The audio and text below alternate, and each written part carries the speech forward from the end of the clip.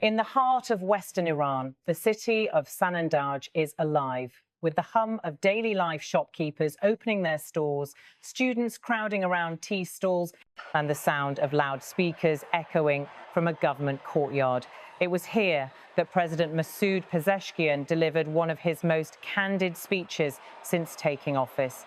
His words were blunt, self-critical, and unlike the usual political rhetoric Iranians are used to hearing. We, the government, are the cause of inflation, he said, standing before a crowd of officials, workers and local residents in the province of Kurdistan. The crowd listened, some nodding, others silent, as the president turned the blame not outward, but inward. In a political environment where external factors such as sanctions, trade restrictions and global instability are often cited as the main culprits behind Iran's economic woes, Pezeshkian's statement struck a different tone. He admitted that internal inefficiency and the size of the government itself are fueling the crisis. The government we have is an expensive government, he continued. We have inflated the government. Everyone has taken a position as chief director or similar. Those words, coming from the nation's leader, resonated deeply across Iran's political and social landscape. For decades, Iranians have grown accustomed to hearing their leaders blame sanctions and foreign powers for economic stagnation. But this time, the finger pointed inward towards the bureaucracy, the system of overlapping ministries, and a culture of administrative bloat that, according to Pezeshkian, has grown far beyond what the economy can sustain. The voiceover moves to a panoramic view. The camera pans over Sanandaj's busy streets, through the bazaars where merchants count every rial. The inflation rate has been rising steadily for months, with food prices hitting new records. A sack of rice that cost 2 million rials a year ago now costs 3 times as much. Families are adjusting, often forced to choose between necessities. The president's words then are more than political commentary. They reflect a crisis that touches every household. We are trying as far as possible to reduce the size of the government, Pezeshkian said. Of course, this is a difficult task because we have all learned that you have to become a leader, a manager, or create some kind of position for yourself. But with this approach, the work cannot be done. In that moment, his voice carried both frustration and intent. Iran's bureaucracy, vast and layered, has long been a product of revolutionary expansion and decades of institutional inertia. Ministries overlap in responsibilities, directors compete for authority. The president's words reveal an understanding that the system's weight now presses against the country's economic lungs. The voiceover explains this is not the first time Iranian leaders have pledged reform, but Pezeshkian's statement marks a rare acknowledgement of culpability.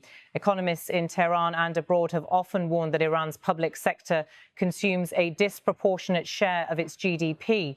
The bloated structure leaves little room for private enterprise to thrive. When salaries, subsidies and bureaucratic costs balloon, they feed into inflation. It's an internal loop that even the most loyal civil servants privately admit is unsustainable. The scene shifts to Tehran.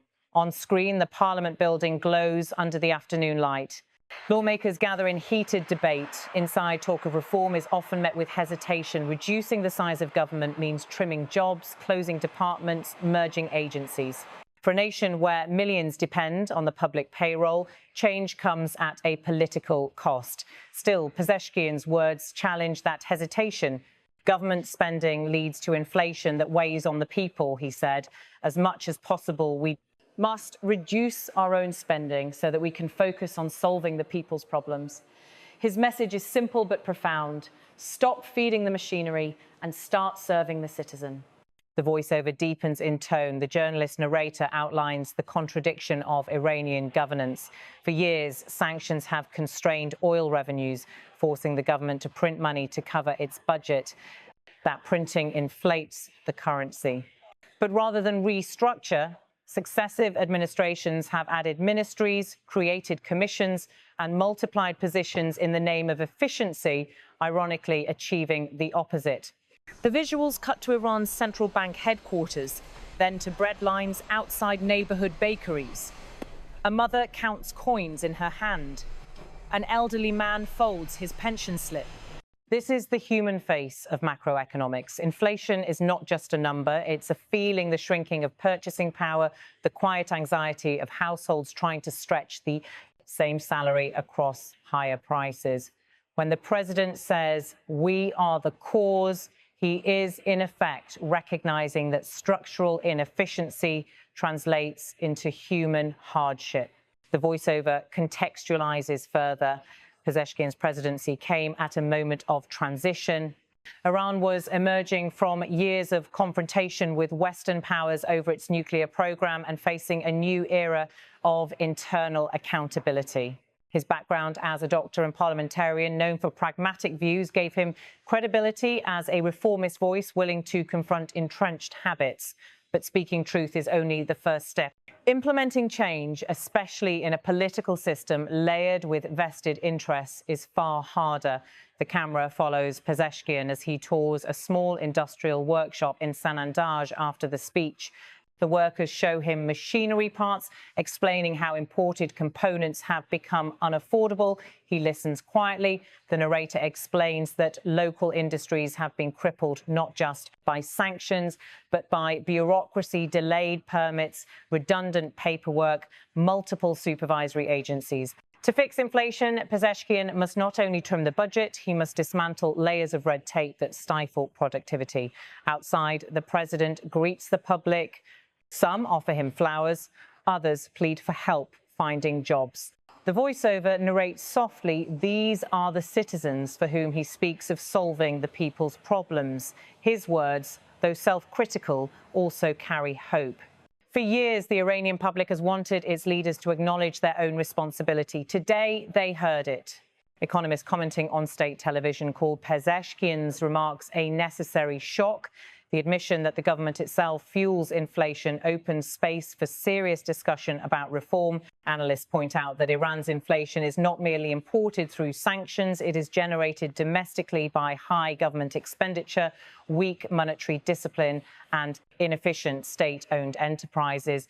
To reduce it, they argue, requires cutting spending, reforming subsidies, and encouraging private sector growth. The voiceover continues. Iran's inflation rate officially hovers around 40%, but the reality for ordinary citizens often feels much higher. In markets, prices of staples like bread, eggs, and oil rise weekly. In this context, Pezeshkian's call for restraint within government sounds both necessary and urgent, yet it is also fraught with political peril. Every position he eliminates could provoke resistance from within the bureaucracy, from those who have long benefited from its size. As the president's motorcade leaves the provincial square, the narration underscores a broader truth. Leadership in Iran often balances rhetoric and reform. What sets this speech apart is its humility.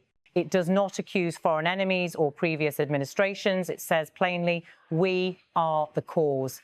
In a region where leaders rarely admit fault, this honesty is almost revolutionary. We move to a sequence showing Iran's Ministry of Finance preparing next year's budget. Economists and clerks hover over spreadsheets. The narrator explains that the new administration has pledged to cut non-essential spending by 15%, a symbolic start, but far short of the deep structural adjustment needed. Pezeshkian's advisors say he intends to merge overlapping agencies and digitalize administrative processes to reduce corruption and waste. Whether these promises can survive parliamentary scrutiny remains to be seen. Cut to interviews with university students. They say they appreciate the president's candor but want action. One student says, admitting the problem is good, but we need jobs, we need stability. Another says, if he can make the government smaller, maybe the economy can finally breathe. Their voices, carried through social media, reflect cautious optimism, a sentiment rare in recent Iranian political life. The voiceover shifts tone, bringing in the historical context. Iran's inflation problem is not new. Since the late 1972, waves of revolutionary expansion, wartime mobilization, and populist policies have swollen the public sector. Each generation of leaders has promised reform, only to face resistance from within. Pezeshkian's words echo those of technocrats who have long warned that state inefficiency, not just sanctions, erodes Iran's economic resilience. As night falls in Sanandaj, the crowd disperses.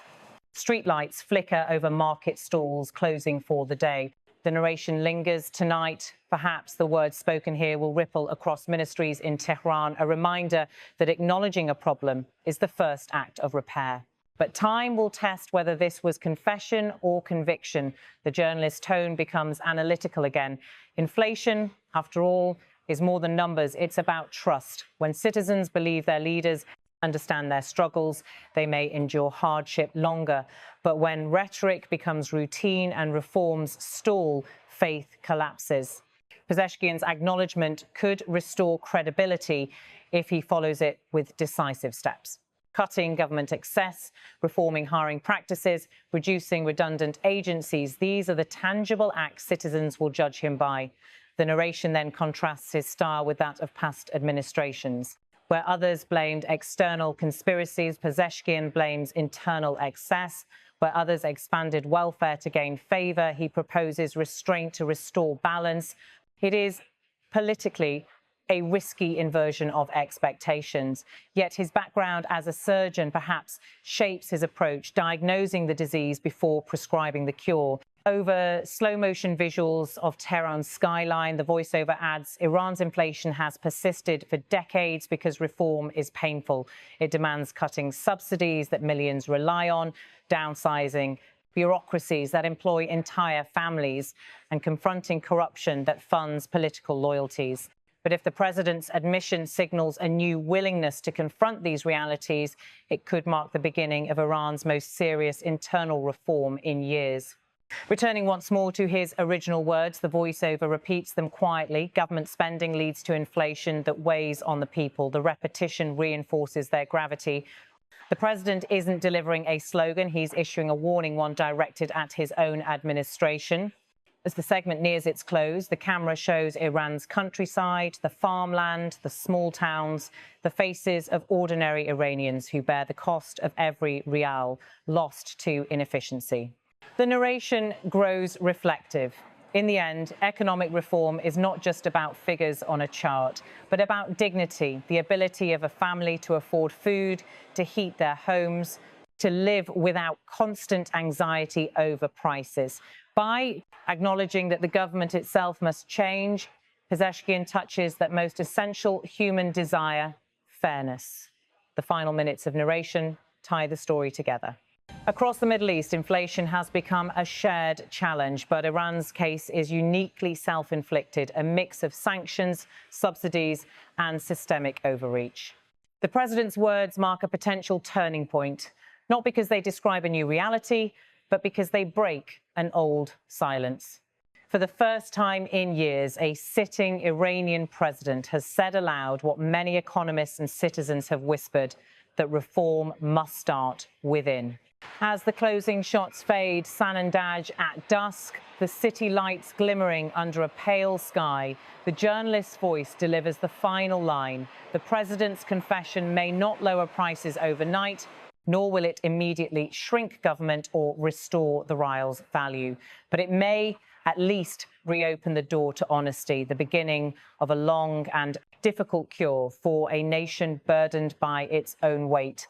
Because, as President Pezeshkian reminded his countrymen, the path to healing begins with admission. We, the government, are the cause of inflation.